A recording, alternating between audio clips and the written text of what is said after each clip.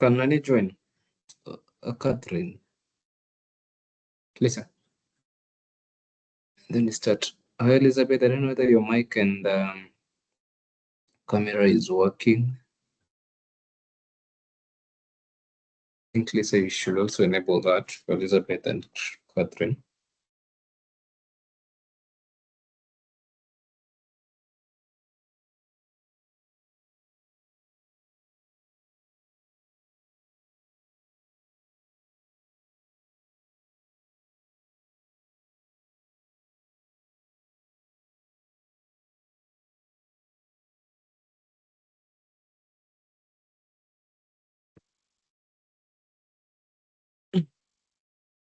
Eunice.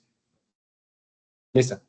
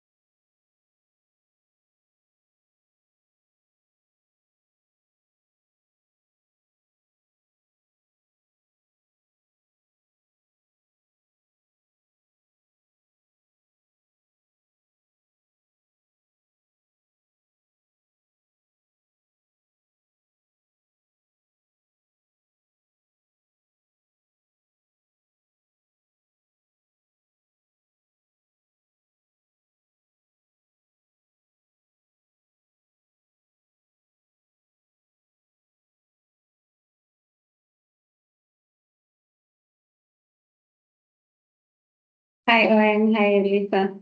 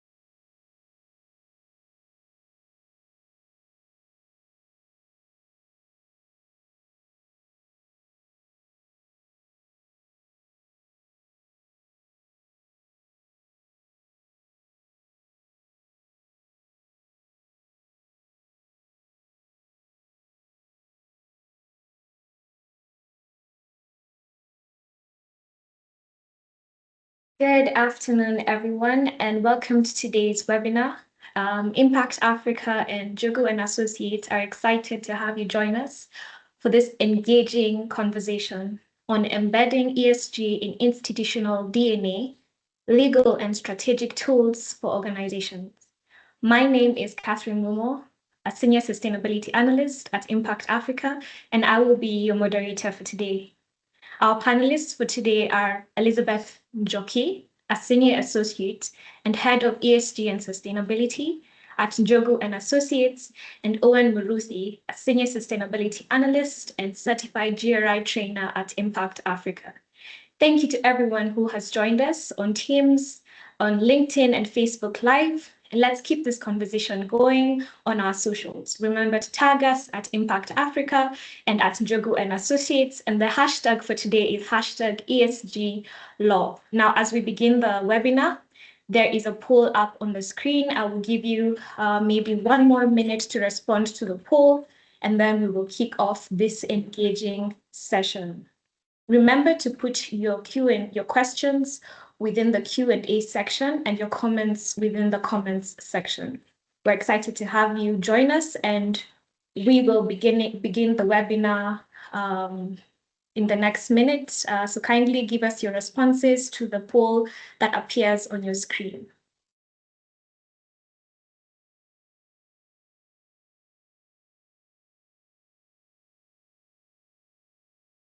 So far from the results that have come in, we can see we have 4 choices, too many frameworks and standards, and we may not know which to apply. That's the first choice for what are the challenges facing organizations in embedding ESG. The second one is I only want to focus on the frameworks that ensure that I am compliant. I know what is expected of me, but I do not know how to begin the journey. That's the ESG journey. And I need to better understand the ESG frameworks and policy landscape and what is required of me. Okay, I see responses coming in. Now, ESG has become a buzzword, but from the responses, we can see that in the lead is I need to better understand the ESG frameworks and policy landscape and what is required of me. In close second, we have a tie with too many frameworks and standards, and I don't know which to apply.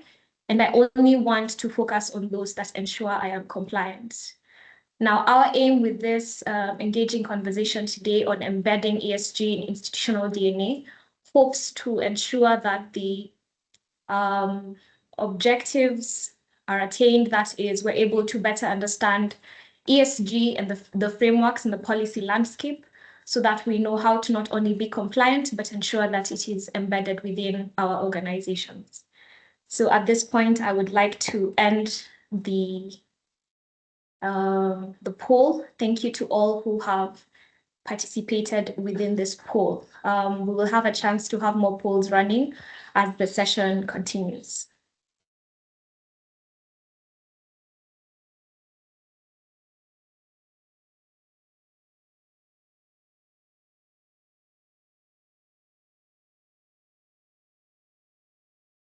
So as you can see the results on your screen, thank you once again for taking part in this. So to kick us off,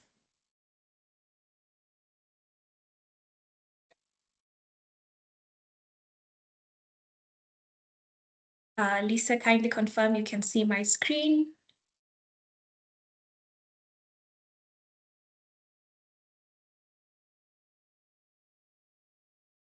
Yes, so you in can. line, thank you, Owen. So in line with the questions we have asked, our hope is that by the time we're coming to the end of this webinar, we'll be able to understand the core principles and relevance of ESG in financial institutions, gain insight into the ESG policy landscape across Africa, recognize legal obligations and the repercussions of non-compliance, explore practical tools for integrating ESG into institutional strategies, and be equipped to champion ESG adoption within our organizations. So I am excited now to invite our panelists, that is Jockey from Jogu and Associates and Owen from Impact Africa, to give us their opening remarks and initial thoughts on the definition of ESG and what integration looks like and what the benefits are for organizations. Welcome, Jockey.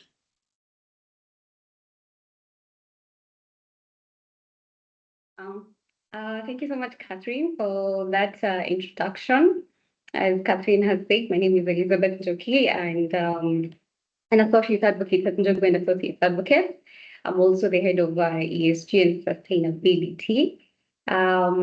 So just to kick off on my introduction and opening statement, as Catherine has said, and as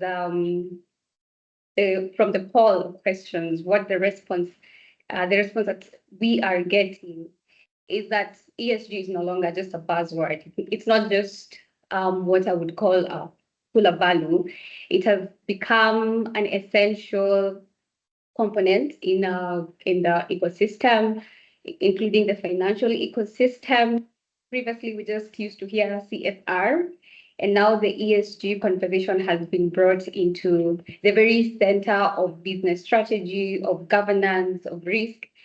And so that's why it's important for us to consider this, and especially from the perspective of financial institutions. So yes, that's why it's important for us to have this webinar today. And just to give an introduction of what ESG really is, ESG falls under the broader concept of sustainability.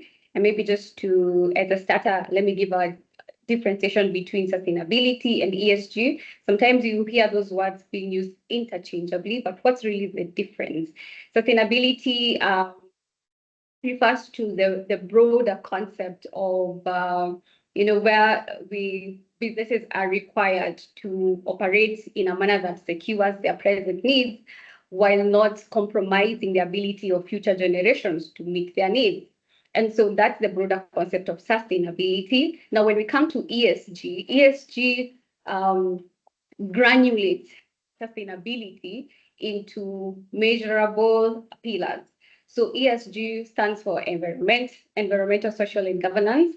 So these are the performance metrics of sustainability. So if you want to measure whether a business is an organization is sustainable or their sustainability performance, now you consider these three pillars.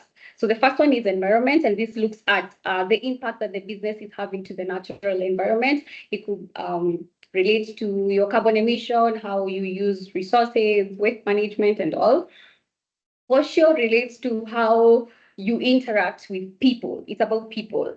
So that could be your employees, that could be the community around you. The considerations that are made here include diversity, equity, inclusion. How are those factors reflected within your organization, your business? And lastly, it's the governance tenet. And this tenet looks at the decision making, the leadership, and the ethical culture of the leadership of that organization. So those are the three tenets of ESG, and that is what sustainability really is in a nutshell. And the next question, Catherine, was what integration of ESG looks like. So as I have said, ESG is no longer now a periphery consideration. It's at the very core of businesses. And why this is so is because now even governments and regulators now are increasingly embracing these principles. You will realize that now regulators of different sectors now are coming up with guidelines and policy requirements that mandate financial institutions to make sustainability disclosures on their ESG, using the ESG metrics. So there, within the global landscape, let me just focus more on Africa in terms of how we are performing and how we are picking up in the ESG integration. Some countries are doing better than others. South Africa has been on the lead, and then we have seen Kenya, Nigeria, Morocco. I would also add Rwanda there because Rwanda also they launched their green taxonomy. That was in 2023. So Africa, we are not yet there, but we can see some progress.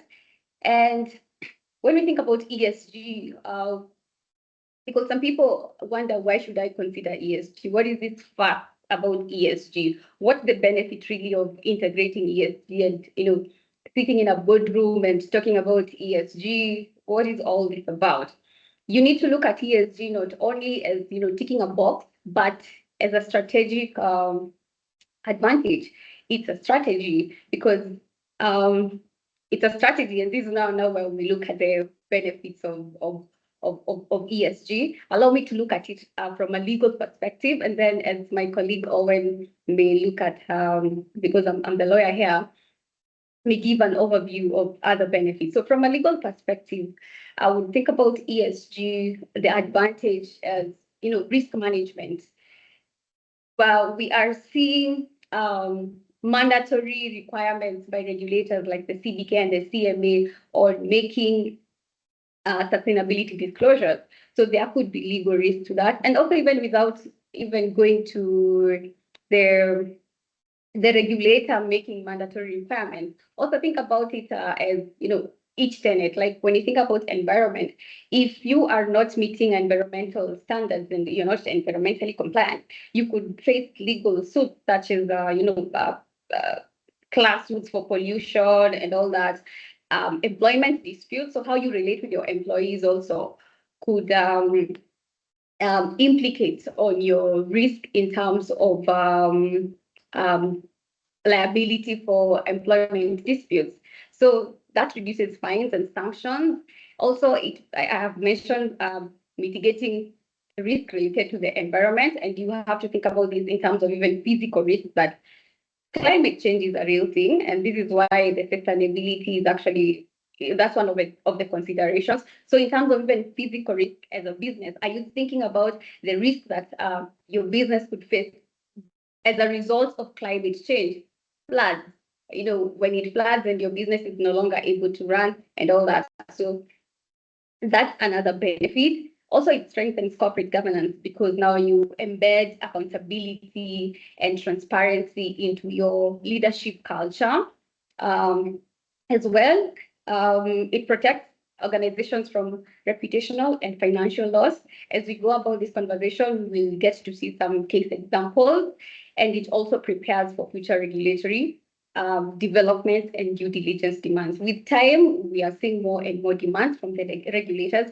So the sooner you embed ESG into your business operations, into your business strategy, you position yourself for future regulatory demands, but you don't have to do the last minute rush. So with those few introductory remarks, thank you, Catherine. I'll give it over to Owen.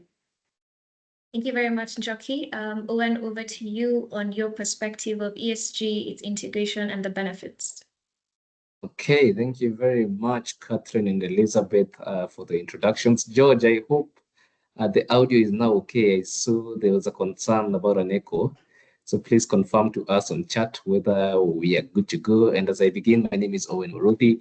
I serve as a senior sustainability analyst at Impact Africa. And for me, sustainability has been at the bedrock of what I do and think and speak. And I pride myself to be actually an ambassador of sustainability and an apostle to preach the good gospel that comes along when you talk about sustainability. And for me, my reflections on sustainability, and allow me to take us back. In the 70s, we had a big debate from Milton Friedman, and the big question was, should we as organizations, should we as financial institutions think about stakeholder value or shareholder value? Yeah, and this is a debate that has been there, and ideally, then it was the manager's role within the various organizations to ensure that they keep at the best interest of their shareholders to ensure that the business is profitable, okay?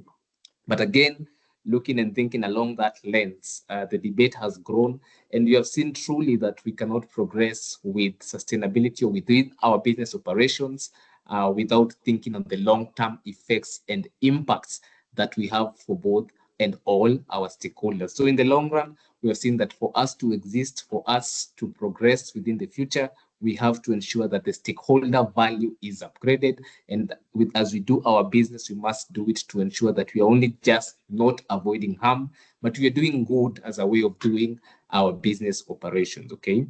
So again, looking at the overall benefits, we have some long-term financial benefits that we have seen. And truly, and I've seen a trend nowadays, since we have various economic difficulties, we have seen organizations, and I'll just give basic examples, even with the packet of biscuit that you used to buy 5 or 10 years ago, you'll see that probably the size has reduced. If you look at the packet of chewing gum that you buy, the size has reduced. But in the long run, if you look at, if you're a business that wants to put the beneficial of their consumers at heart, at the long run, the businesses that will not change these aspects will win the heart of the consumer. So it's for us to think of how can we do, or how can we position ourselves in the long term to ensure that we gain stakeholder trust, we boost our customer loyalty in the way we operate. And again, how can we be able to become innovative in the way we do our business and look at channels or opportunities that we can be able to ensure that there is growth within our day-to-day operation. So for me, sustainability is the core aspect of how our business strategies should be driven, and we should look at how can we, in the long run, ensure that we have a stakeholder interest at heart. Okay, so for that, I think that would be my opening statements. So back to you, Catherine, and happy to engage as we continue with this discussion. Thank you. Thank you very much, Njoki and Owen, for the wonderful opening insights there. And I love what you said there about its stakeholders and more beyond shareholders.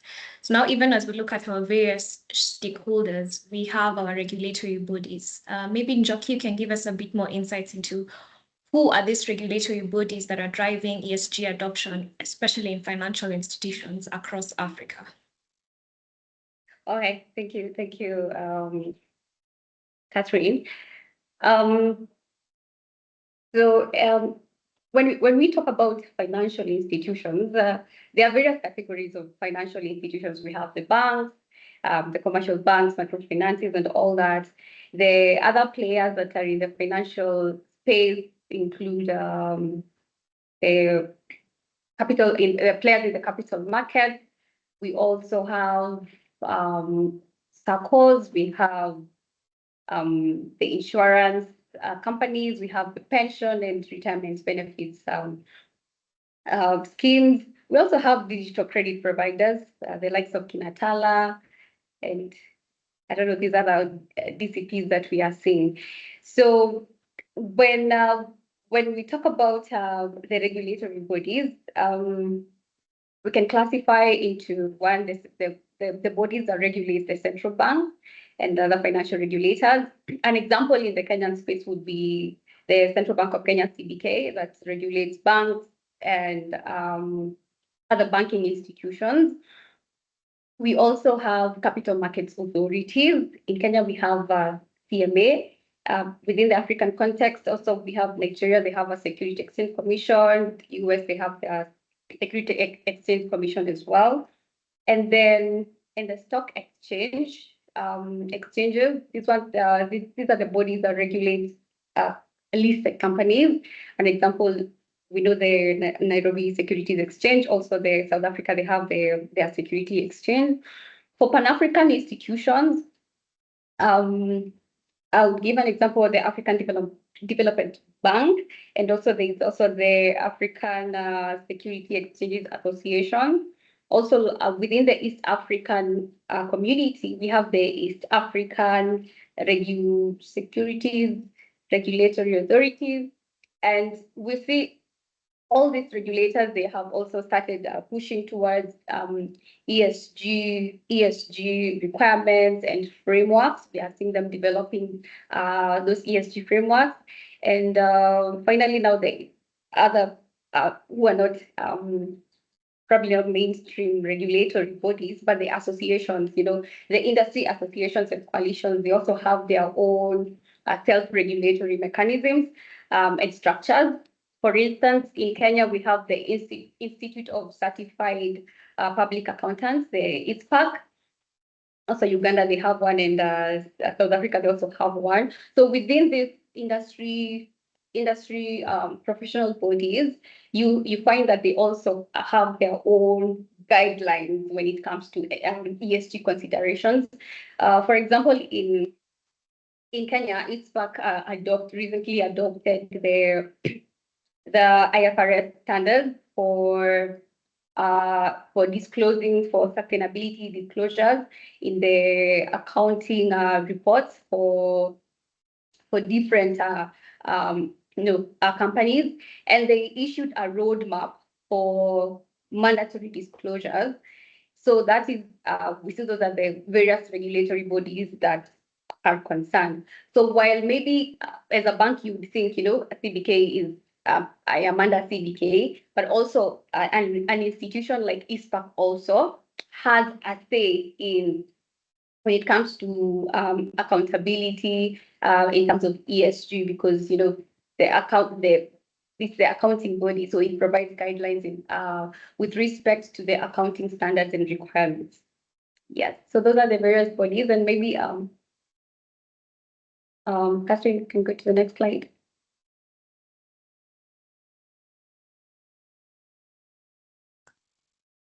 Thank you very much, Njoki, for sharing insights into the regulatory bodies that we have across Africa. Now over to you, Owen. What are some of the leading ESG frameworks that organizations should consider to enhance their ESG credibility and unlock the benefits that were earlier discussed? Okay, thank you very much, Elizabeth and Catherine, for that question. Yeah, now looking at what the regulatory bodies have, you'll find that all these regulatory bodies have anchored the various policies that they have put within the various African countries, and we're going to look at that at a later stage as we continue this conversation. But there are a number of frameworks that have been, and that the evolvement of framework has been witnessed since the 90s, okay? So as we speak, we currently have three main frameworks, and the frameworks ideally are to guide us on how we can be able to consistently report, compare our reports within the global lens, and have a common understanding of what we have within the various companies and spaces we have within the nations, okay? Now, looking at it, we now have three main frameworks, and these frameworks are the ones that are being utilized within the various spaces that we have. And allow me to start with the GRI framework, what we call the Global Reporting Initiative Framework, which is the most widely adopted sustainability framework globally and in Africa through the various securities exchange, which we have had a program that has been driven by the African Securities Exchange Association that has been championing the adaptation and the reporting of the non-financial statements when it comes to the various listed companies when you look at the various securities exchange commissions within Africa, okay? So GRI being one of the oldest, I say it's one of the mostly used and adapted framework globally. And ideally, GRI will give you the foundation of what you need to understand when it comes to issues to do with sustainability, okay? So GRI has normally a modular system of interconnected standards where we have what we call the universal standards categorized within three aspects, and then we have sector standards. And now it's very important, especially for us within the financial space, because GRI has now launched a financial standard for commenting that is to be applicable or to come into place once they approve it within the next 2 years, okay? So it's for us within the financial space to go and look at the various metrics that have been put where within the sector standard we'll find our likely material topics. And when we talk about material topics, we're simply implying the most significant impacts when it comes to the economy, environment, and people, including the impacts we have for the various human rights issues, okay? So for those of us in banking, in insurance, we have now a sector standard that was not there when it comes to the GRI standards, okay? Again, when we look at the GRI standards, it has the stakeholders, all our stakeholders' points of view at heart, okay? And one of the biggest distinguishers between the GRI is that it has all our stakeholders, be it government, be it our consumers, be it our investors. It has considered all factors from a sustainable angle that can impact us. Okay. Now allow me to go to the second framework, which is the IFRS, the International Foundation on Reporting Standards, where now we have seen a lot of convergence through the IFRS, because before we had issues to do with what we used to call Task Force for Climate-Related Financial Disclosures. We have what we used to call the Sustainability Accountant Standards Board, which we used to call as SASB. But all of these standards came along and are now packaged within the IFRS standards. And the IFRS standards currently has what we call IFRS S1, which has general requirements when it comes to sustainability-related risks and opportunities. Okay. Again, when you talk about sustainability, most of the time we focus mostly on the risks, but again, it's for us to look at how can we benefit and what opportunities are there for us to get when it comes to the various sustainability related issues. Okay. Again, we have what we call IFRS 2, which has a main focus when it comes to the various climate related disclosures. Okay. And as IFRS progresses, we will have an S3, S4, S5 till S40 probably. Okay. So again, it currently has now two topical standards that it focuses on, but then we expect to get more of this as we progress with the various years. Okay. Again, I say that the GRI has a lot of stakeholder interest at heart, but again, for the IFRS is more of their shareholders and investors, because with the IFRS, we look at what we call investor materiality or financial materiality. In a nutshell, what I mean by this is we're looking at how can we be affected as financial institutions with the various climate-related issues, with the various sustainability-related issues. And allow me to give an example. Let's say you are an insurance company, okay?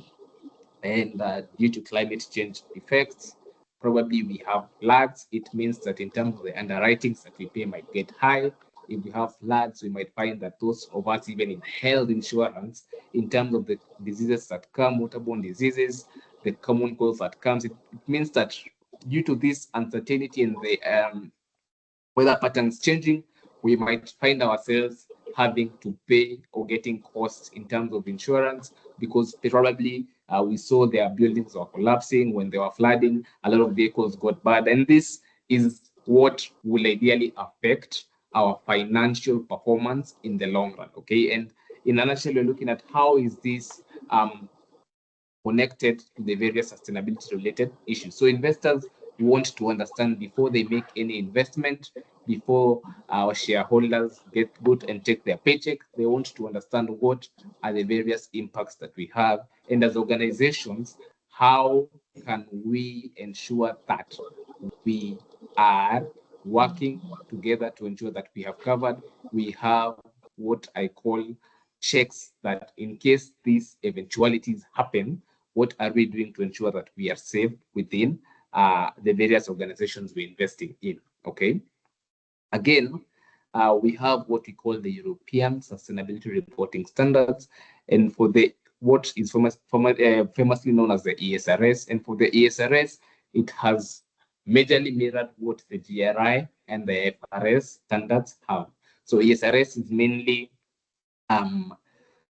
used within the European Union, but then it has aspects of if probably you're exporting, if you're not within the European Union and you meet certain thresholds, again, the ESRS standards will apply to you. So the ESRS has majorly taken GRI and IFRS, and we can see this because it focuses on a double materiality perspective, where it wants to look at both what you call the impact materiality, and impact materiality is what GRI entails. And basically here, we are looking at us as a financial institution, what impacts are we having towards the environment, economy, and people, okay? And again, it has what we're calling the financial materiality lens, where we are looking what factors that may be caused within the environment, within our people. If we have higher, if most employees are leaving, in terms of retention, what does it mean? Yeah, in terms of the performance of an organization. Okay, in terms of governance, if you have weak governance structures, again, what does it mean in terms of the sustainability of our organization. Okay. Again, it's crucial for African companies to, especially those that export to the EU, those that have high relations with the EU, to at least try and see what disclosures within the European Union can affect them. Okay. Again, as we look at our financial statements, and I think we'll speak about this, the FRS, when it comes to the financial statements, it wants to check within the various notes what has been prescribed, what, as we put up our financial statements, again, we expect to see and we look at the timelines that are there in terms of what is expected when it comes to the various S1 and S2 disclosures. Okay, so with that, Catherine, I think we can go to the next slide. Thank you very much, Owen, for your insights. I mean, just to tie up this first section of the webinar, looking at the definition of sustainability and ESG at SummitUp as doing good while doing good business, to ensure that we're able to address our negative impacts, promote our positive impacts, ensure that we meet stakeholder expectations, and of course, look at how the regulatory bodies are pushing for the various frameworks. Now, when we look at it from an Africa landscape perspective, what are the policies? And maybe, Njoki, you can start by taking us through what the Kenya landscape looks like, and Owen can take us through what the African landscape looks like in terms of ESG and sustainability. All right. Thank you, Catherine and Owen. As I said, Africa is picking up the pace on developing the policy landscape on ESG. And for Kenya, as I mentioned, the various regulatory bodies, and the first one being the CBK. The CBK regulates the banking institutions. Let's look at some of the efforts they have made in terms of policy development on sustainability. The very first guidance or policy document that the CBK issued was in 2021. This was the inaugural policy document. And the 2021 guidance on climate-related risk management was intended to help banks to integrate climate-related risks into their financial risk management, into their strategy, into their decision-making, and into their governance. And so it was, I would say it was now introducing the sustainability and particularly on climate risk management into the financial risk conversation within the financial sector. So this was a very first attempt by the CBK. And while it didn't provide a particular reporting standard, it recommended the TCFD disclosure standards. That is what was recommended by this framework. And after following this, of course, there were some efforts by banks to integrate climate risk considerations into their financial risk management. What followed now is the most recent one, the climate risk disclosure framework. This one was released last month. And the mischief that now this came to address was after the 2021 guidance, the banks, the gap that was there was that there was no particular standard that banks could use in their reporting. So this was a challenge, and the 2025 guidance now came to provide a more consistent and standardized way for banks now to do their ESG reporting. And under this framework, it actually provides, it adopts the IFRS 2 reporting standard that Owen has just explained. The IFRS 2 is particularly dedicated on climate disclosures. So this one is particularly on climate disclosures. The guideline actually provides for mandatory reporting. That's why I was saying now it's no longer a periphery conversation. It's no longer a side issue for financial institutions, because now when it comes to the point where now the regulator is requiring you to be sustainability compliant, and they are making mandatory they are giving you mandatory obligations, then now you actually need to factor this into your strategy. So as for the reporting requirements, it's phased. The first phase is voluntary. That's for tier 1 banks. That's the voluntary reporting starts in 2025. Then for tier 2 and tier 3 banks, the voluntary reporting starts in 2026. However, from January 2027, all banks will now be required to make mandatory climate-related disclosures under the IFRS 2. And but the only limitation, or the only grace period that is given, is for the scope 3 emissions. So the disclosures that are required to be made as for mandatorily as at that stage in 2027 is for scope 1 and scope 2 emissions. I think I don't know, maybe on a different forum, or when we'll be able to explain this further. I don't know whether we will be able to cover that within this webinar. But now from 2028, from January 2028, the requirement for disclosure will be for full assurance on up to scope 3 emissions. So that's the phases. Those are the phases for the mandatory reporting requirements under the 2025 guideline. Then also, just go back to the CPK, this previous slide. The other framework also that was released alongside the climate risk disclosure in 2025 was the Kenya Green Finance Taxonomy, which I believe is one of the greatest milestones that we have made as a country in as far as the green transition is concerned. Why I say this is because actually in Africa, we are the third country to adopt a green finance taxonomy. The first one was South Africa in 2022. The second country was Rwanda. During the COP 2023, they also launched their green taxonomy. And now Kenya, we are third on that list. So we are doing well.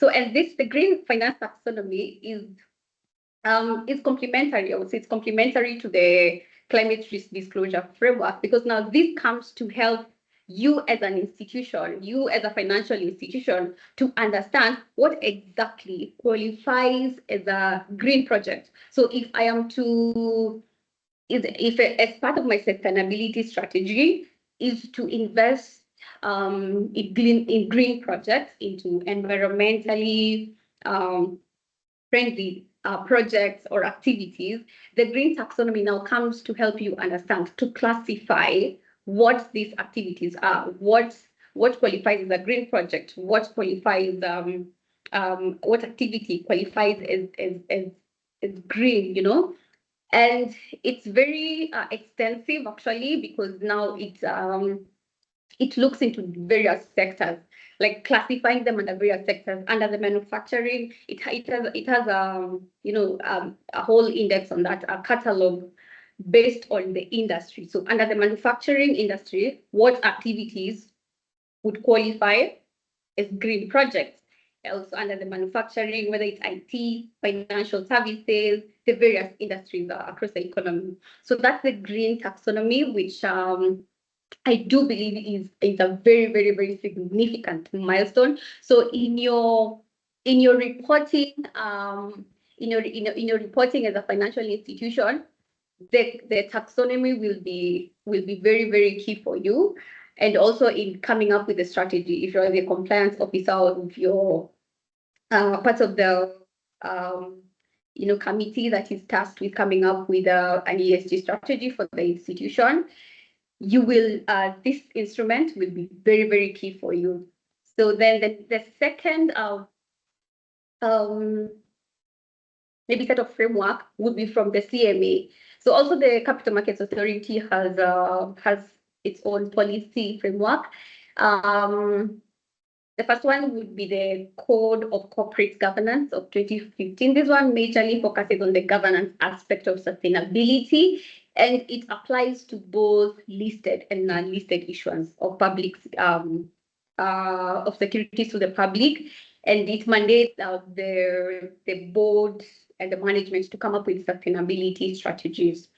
And then also we have the policy guidance note on green bonds, which also provides direction on the issuance of green bonds to promote sustainable investment.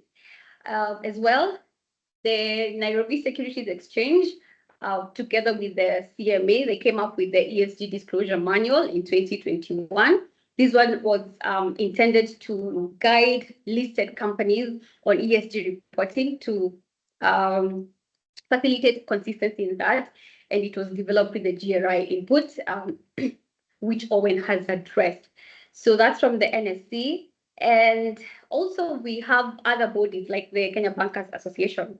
The Kenya Bankers Association, they have come up with, through the sustainable initiative, they have come up with principles of sustainable finance.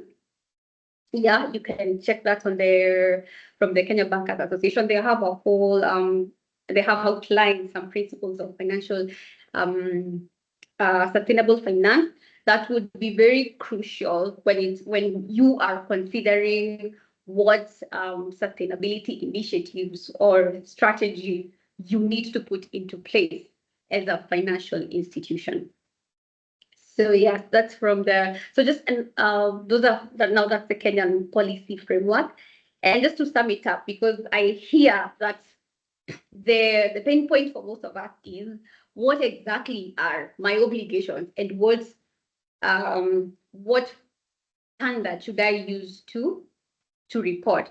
So since most of us seem to be more concerned with the compliance element, I'll just sum it up in terms of the mandatory requirements. So from the CBK perspective, the mandatory reporting begins in 2027 for all banks.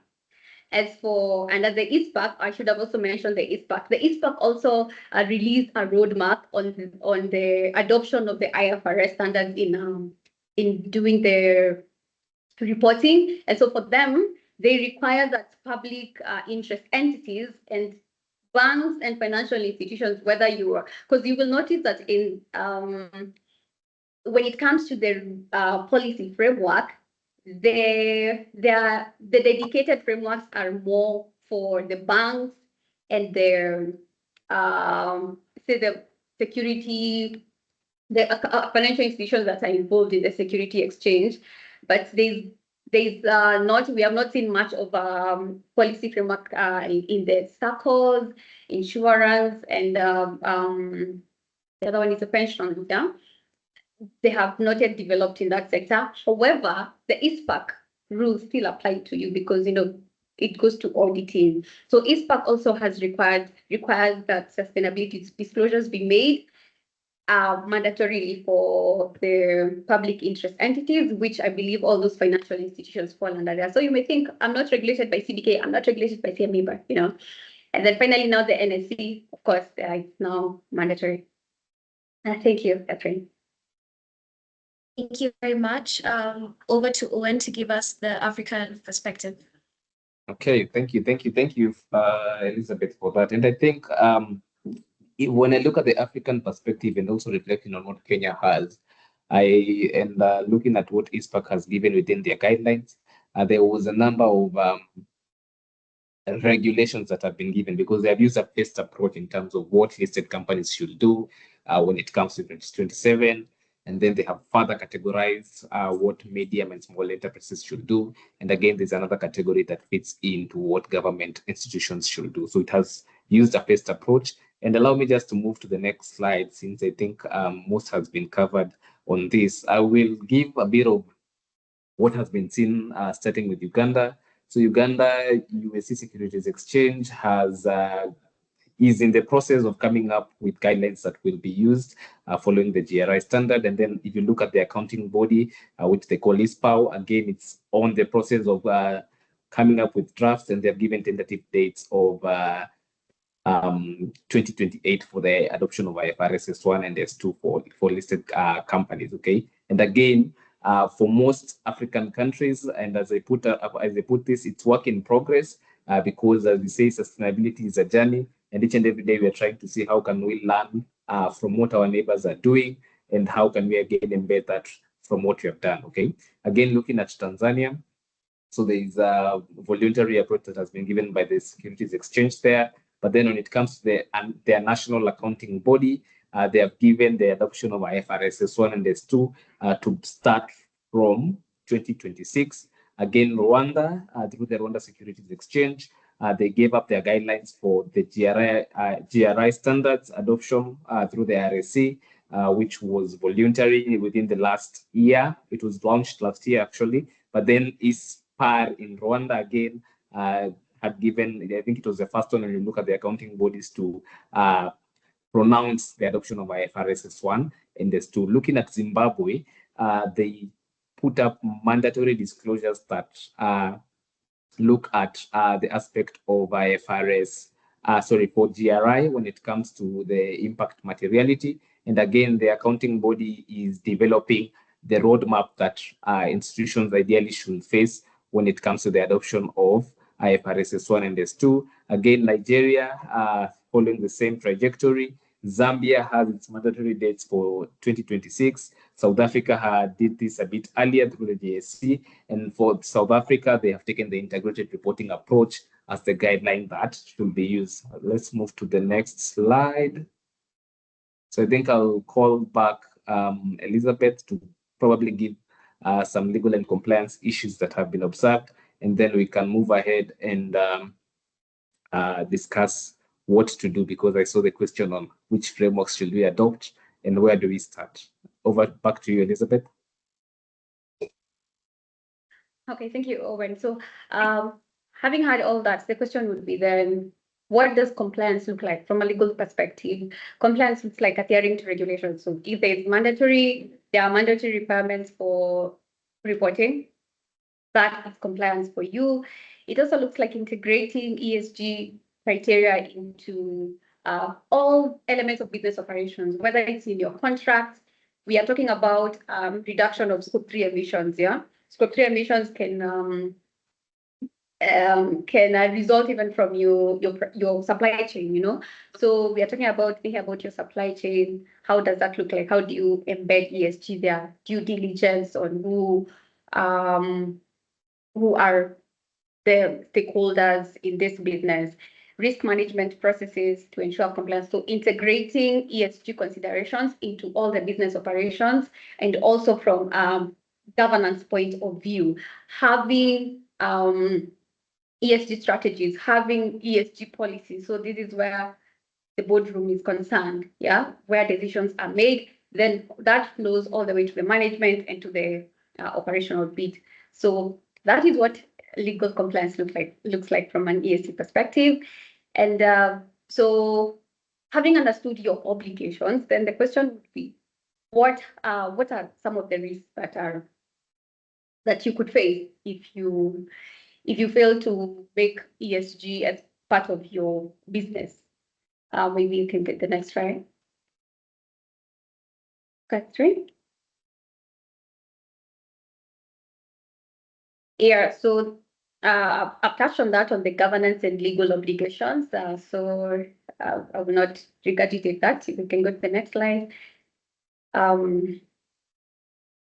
So when we think about risk in terms of ESG and compliance, failure to disclose ESG information or submitting inaccurate, incomplete reports, that's a risk. Also, ignoring ESG risk in credit, investment, and operational decision making. We're talking about making climate-related disclosures or considerations in your financial risk management. Also, non-adherence to environmental laws, pollution, all that could lead to liability, poor labor practices like violations of human rights and standards, lack of transparency, yeah, all this.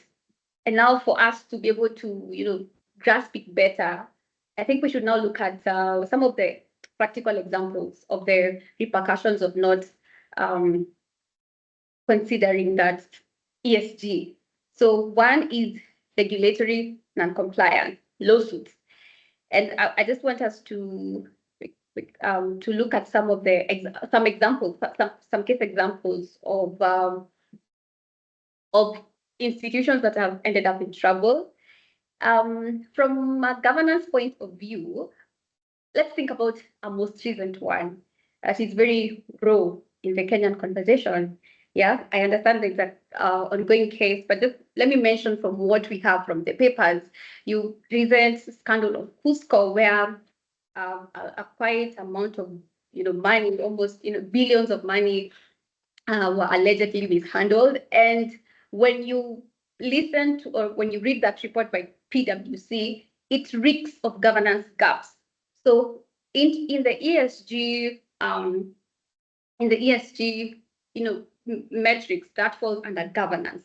So I would consider Cusco as one of the case examples as to what happens when we don't embed ESG into financial institutions, and especially in the governance of the organization. So Cusco is just one example, and you know what has happened, and I understand even some of the directors are already facing charges in court, so I won't talk much about that. Then another example I would think of is Kakuzi. Kakuzi, sometime back in 2020, was sued by community members on allegations of human rights violations. And some of the allegations were rape, sexual assault by the security guards of Kakuzi. And this was very, very costly for them. Some of these things you might think they're very, flimsy and all, but they have far-reaching consequences. And for Kakuzi, that was back in 2020. 2020, it costed them a lot of money in compensation to those claimants. They were sued in a UK court. And even financially, because as Owen said, when you think about sustainability, you're also thinking about the long-term vision of the organization. It's not just about profit. It's about thinking about people, and how you treat people also has an implication on your financial performance. So like for Kakuzi, the UK market actually boycotted their products, and they experienced a dip in their profits as of 2022 because of that incident. So it can be quite costly. And when we also think about the stakeholders, in this case, the shareholders have a big stake in the operations of the company. And there's a case here of client ad versus Shell directors. What happened in this case was that the shareholders actually sued the directors of Shell on allegations. Their claim was that they had breached their fiduciary duty to the shareholders by not implementing ESG strategies, in particular climate related. And well, the case did not succeed. It was a derivative case, but it did not succeed. However, this gives you an illustration of how crucial it is. The interest of the shareholders also, they are at stake. So that's a case example. Again, so I've looked at the governance bit, environmental. I've also looked at the social bit. We're talking about environment, social, and governance. So environment, we can take the example of Volkswagen with their Dieselgate saga. What happened was that Volkswagen were accused. Well, they actually admitted that they were actually doing that. They had installed a cheat device into one of their vehicles so that the cheat device would falsify the report on the carbon emission of that vehicle whenever it is under test condition. So the device was able to tell that this is a test condition. So now it kind of manipulates the result. So the impression that is given is that their vehicles are low carbon, but they're actually not, which led to a very, very, very aggravated action against them, and it has costed them a lot. Actually, the figures are quite into the billions that they have paid in billions in euros. A lot of money. I don't remember the exact figure, but they have paid a lot of money in fines and settlements. And recently, I think that was 3 days ago, I got to learn that some of their directors were actually convicted out of that case. So that's the environment bit. So you have seen this environment, social, Kakuzi, and governance. The Cusco is a case example. And the client ad and shell directors also is also a good case example. So those are some of the repercussions of non-compliance. And also now you may think from the regulatory point of view, most of these guidelines from the CBK, from the CMA, they don't exactly have explicit regulatory sanctions that you say, maybe if you don't do this, you'll be fined, you'll be penalized, or it's an offense. But you see, your regulator, like the CBK, it has supervisory power. So even like the NSC, you can be delisted from the NSC.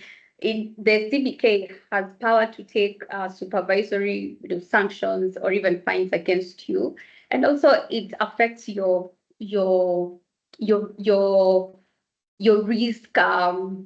What do you call it? Your risk assessment. So there may be no direct or explicit repercussions that are outlined by the various guidelines, but it may attract the supervisory powers by the CBK. So yes, those are some of the examples. Just let me mention one more here, the final one. I had a couple of examples, but one also a significant one is the by BNY Mellon USA. So this one actually, the Security Exchange Commission of the US fined the company 1.5 million USD because they misstated in their statements. They gave false information that some of their investment products were actually ESG compliant, which was false, and they ended up being fined. So you can see in other jurisdictions, there are financial implications, there are legal repercussions, and that will also soon be seen.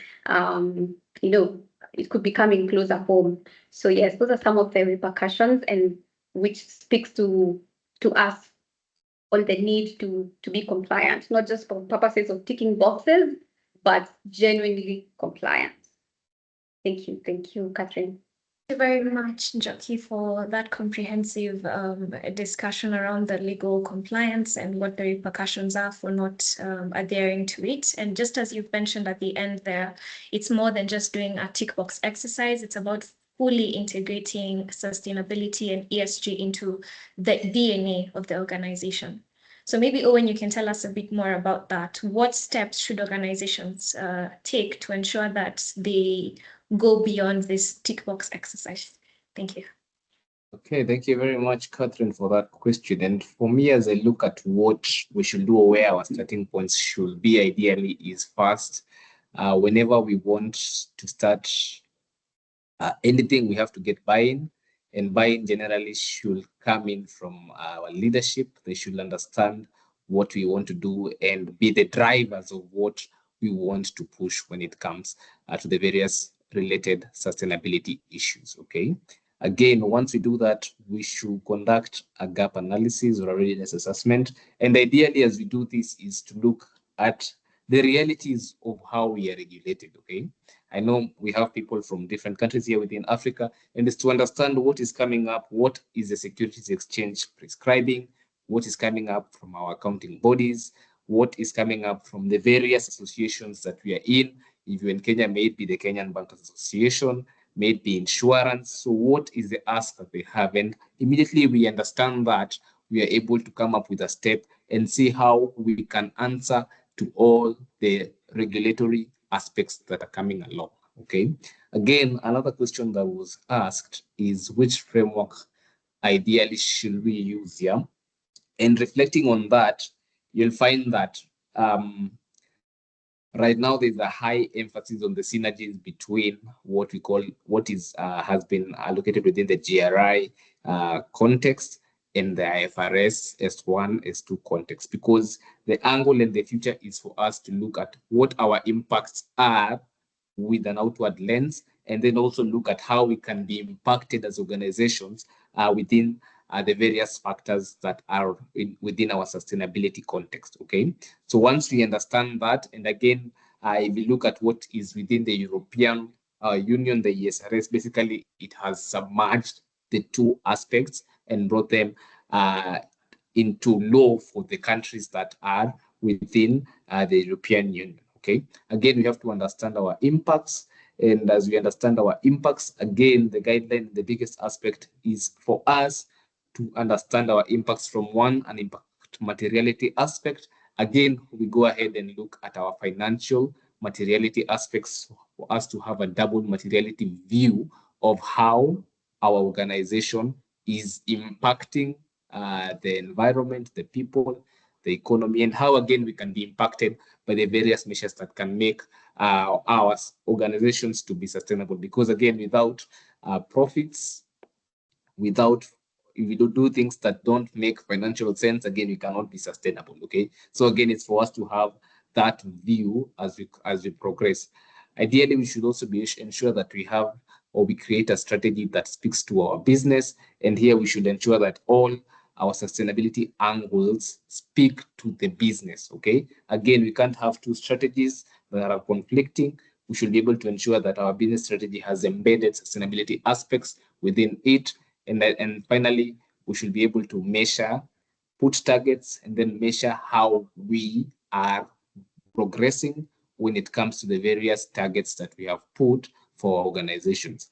Other critical aspects that we should consider is one, we should be able to engage our stakeholders, and we have a myriad and different kind of stakeholders within our day-to-day activities, be it our investors, be it our customers. We should ensure that we are bringing in value towards them and towards the business. Again, we should be able to integrate ESG into policies and procedures, because, again, however, whatever good thing we want, if we don't have policies that back what we are trying to push, again, we are in for a fall. Okay, again, training and capacity building becomes really important, because we should ensure that people understand where we want to go, what we are saying when it comes to even aspects like double materiality. What are we saying? So we should ensure that people understand the landscape that is in. And as we look at the landscape, we look at the global, and we have given global case studies that have been highlighted by Elizabeth. And sometimes within Africa, we might think that probably we are too young to be pushing this agenda. But again, it's the aspect of managing for the future. So how can we take up these risks into opportunities, and how can we ensure that our business have strategies that would put us at least to be 10 years ahead of what is coming along as we look at the various factors that are there. Lastly, we should be able to establish ESG committees within the various governance structures that we have.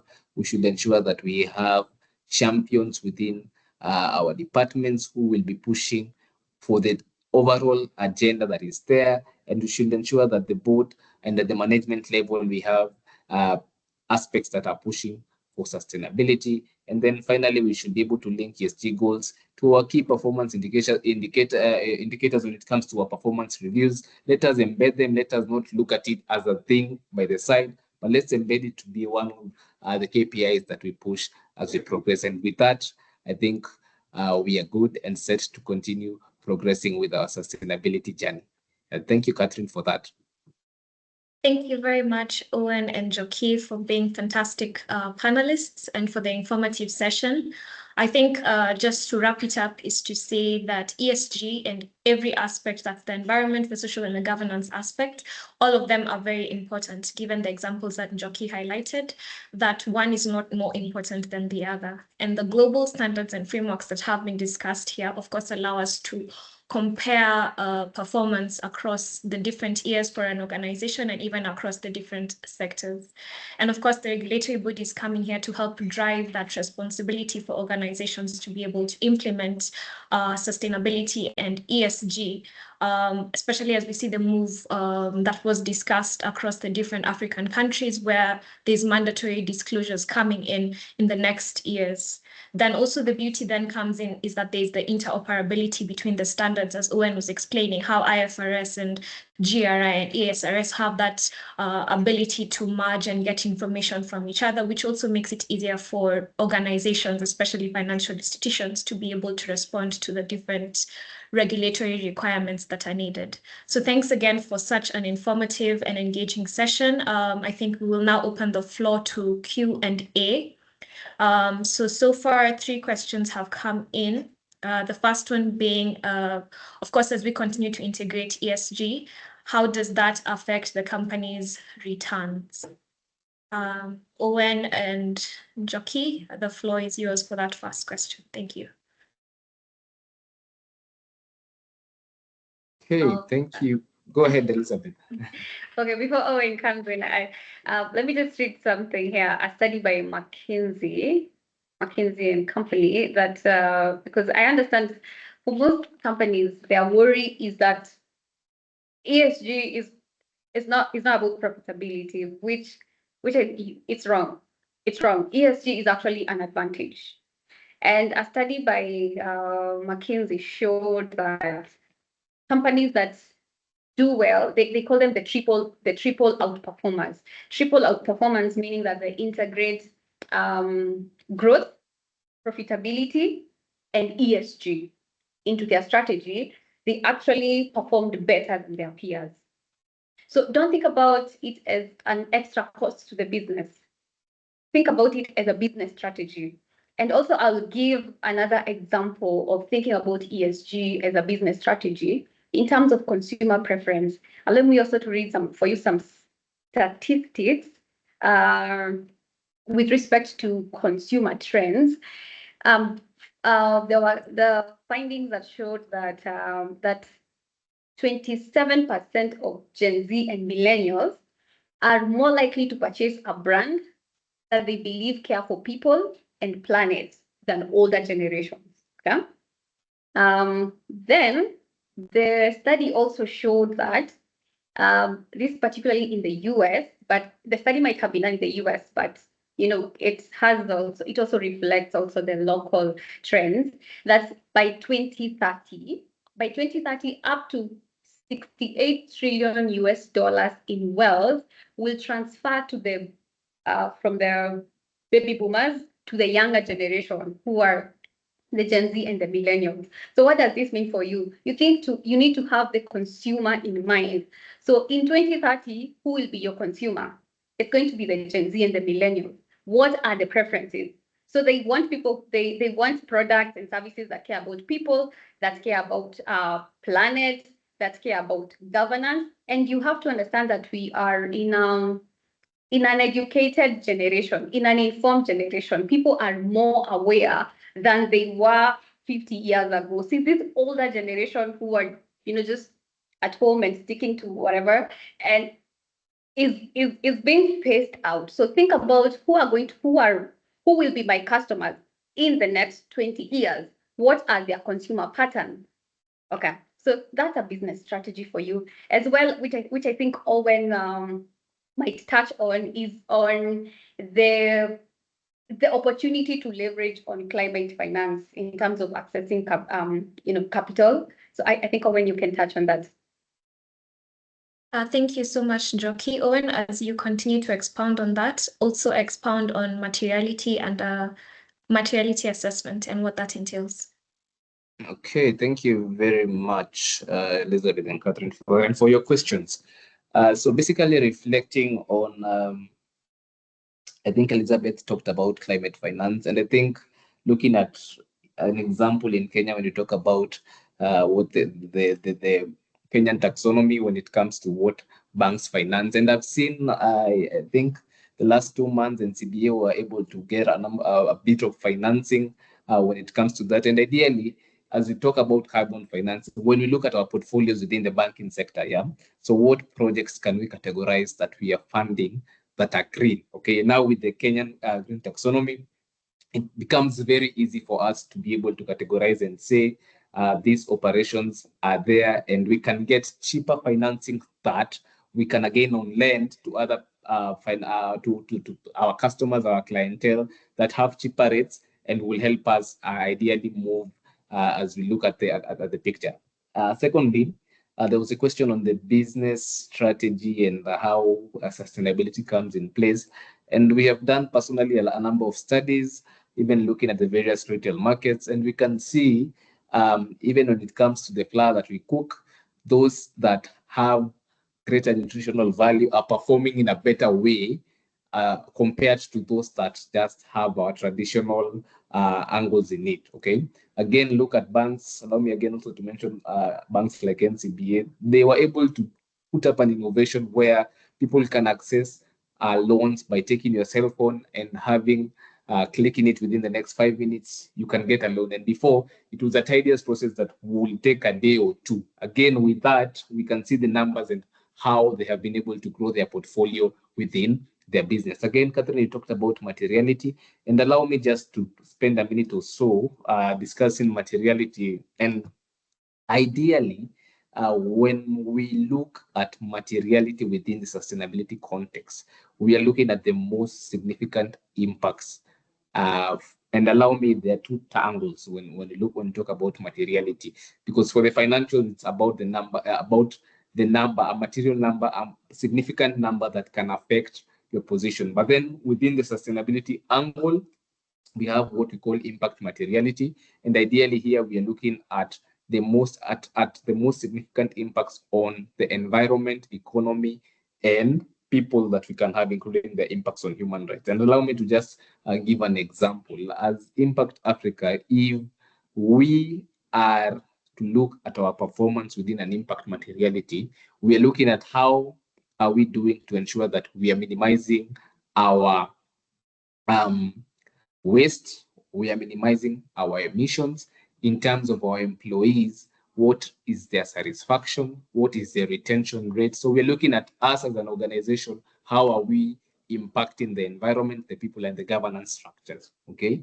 But again, from what we call a financial materiality perspective or sustainability financial related perspective, here we are looking at how the various sustainability related issues, and I'll give an example, let's say we're in agriculture, and there is a drought, okay, or we are ABL in Kenya, where we depend on issues to do with sorghum, we depend on outputs that are coming from the agricultural space. So in case we have a drought for a span of 2 years, okay, what does it mean for our volumes? What does it mean when it comes to our supply chain? We will have to look for other sources on where to get our supplies from, and this ideally will eventually affect our books, our financial books, okay? Again, looking at a social example, or also looking from a financial perspective, again, from an impact angle, when we, and I think I saw something on financed emissions, yeah?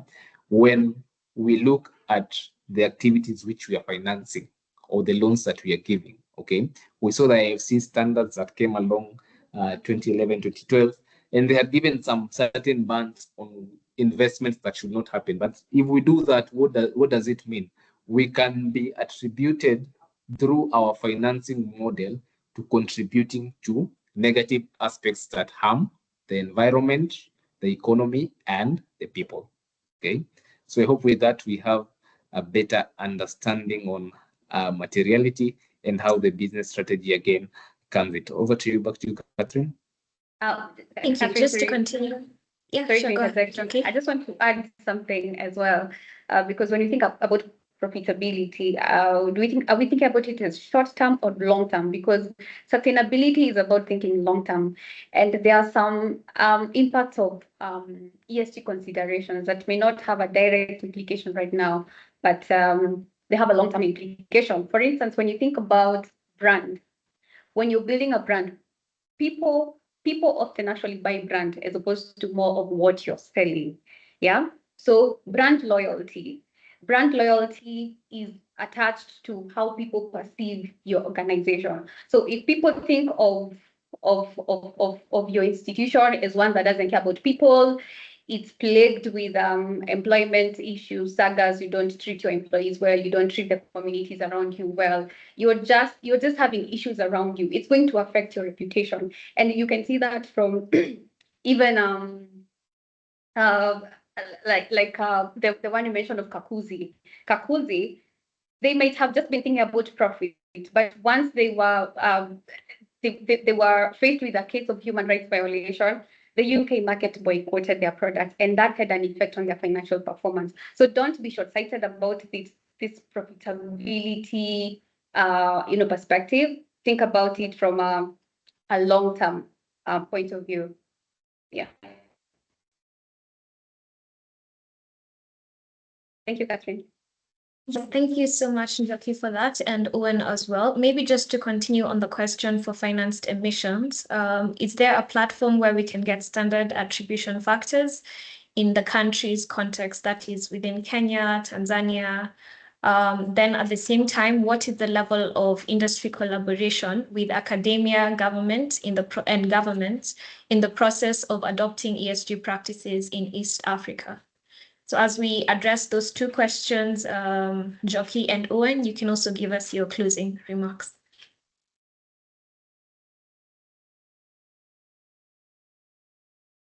Okay, thank you very much for that question. I hope you can hear me clearly. Yes, So we can hear you. let me just give an overview. I see the question from Mora on financed emissions, and basically looking at the various frameworks. And again, I think we will have another webinar when it comes to carbon accounting and the likes. When you look at carbon accounting, we have a number of protocols that are followed. Let me use frameworks. So we'll have the GHG protocol, we have the DEFRA one, we have partnerships for carbon accounting, that is one of them. We have also others from WRI. So again, it depends on the guidance that you are using, but probably most of the time we use the GHG protocol or DEFRA guidelines to guide on carbon emissions, and also the one on partnerships for carbon accounting. Those are ideally the best when it comes to that end. Yeah. Again, the other question was what ideally happens when it comes to partnerships. And right now we are seeing a lot of collaborations, and the collaborations from a global angle, if you look at IFRS, GRI, they are all looking at how to synergize and ensure that us as reporters, as sustainability professionals, get an easy way out when it comes to the adoption and the consumption of the various frameworks that we have. So there's collaboration from that end. Again, looking at, even when I look at the African context, looking at the various securities exchange, looking at the various accounting bodies. Now, when they come up with these guidelines, there's a lot of synergies that I'm seeing in the sense that there is consultation on what is happening, because we don't want to work in silos, okay? So there's a lot of consultation, there's a lot of partnerships and discussions that are happening. I've interacted with stakeholders from Zimbabwe. I have seen a number of stakeholders from Uganda. Again, Rwanda, when they were launching their guideline, again, the accounting body was in the room. When you look at the various banking bodies, they were in the room. So there is a lot of collaboration from that end. And looking at it, if you look at the key players, yes, we have people within these aspects, within these committees that are being formed, that are from the different governance bodies. We have people from academia, and we also have people from the professional bodies, okay? So I think as I conclude, mine is to just say that first, to thank you for giving us your time, and to at least challenge ourselves within the financial angles. As you will, I know there's a question on transitioning that has come in. And I think if I look, and I like to have the analogy of the 5 buckets of life that we should fill in the right way. First, if you want to transition, ensure that you get the right knowledge by reading and upgrading the skills that you have. And once you get those skills, you are able at least to get the networks within this space that will help you at least gain the resources and the reputation to transition and work within the career and space of sustainability. I think with those few remarks, allow me to close it at that. And thank you very much once again for your time, and hoping to interact as we progress within this sustainability journey. Asante. Thank you. Thank you very much. Over to Njoki for your closing remarks and any additions to the questions that have been asked. Thank you, Catherine. Maybe I'll just add to the question on the collaboration. And as Owen has said, there is a collaboration between the various professional bodies and the government, like in the CBK climate disclosure frameworks. You could see there was a synergy between the CBK and the ISPAC way in the guideline. And even these professional bodies, they also work with academic institutions there. There's some level of partnership, and some university some universities also, they offer some programs like I think Strathmore. So you'll find in these academic institutions there's research on ESG, and that contributes to their final policy frameworks, in the development of the final framework. So yes, there's contribution from all levels. And it's also a call for you to take initiative from wherever you are. If you're a student, take initiative if you feel that the collaboration is not sufficient. So it's a call for initiative. And as for my closing remarks, is that ESG for financial institutions now starts from the head. So if you are listening to this conversation and you're thinking, where do I start? If you are in a place where you can influence decisions of the board, that is your place of influence. Because as they say, the fish rots from the head, and I think the converse should be true. So the policies, the strategies, the culture, the pace is set at the top. The ESG conversation starts from the boardroom, and this is where now it becomes crucial for ESG strategies to be formulated. So if you are in the compliance department, in the risk department, it is upon you now to take that conversation to the people that call the shots. That's my parting shot. Yes. So thank you so much for your time and for your participation. And yes, I look forward to future conversations on this. Thank you, Catherine. Thank you once again, everyone, for joining us for this webinar, and we hope it has been engaging, informative, and impactful. As we come to the end of this session, I would like to thank our panelists for their great insights, both Elizabeth Njoki from Jogu and Associates and Owen Muruthi from Impact Africa. Thank you, and it has been a pleasure being your moderator. Please let us know which other topics you would like us to cover in the upcoming webinars, and have a wonderful rest of the day.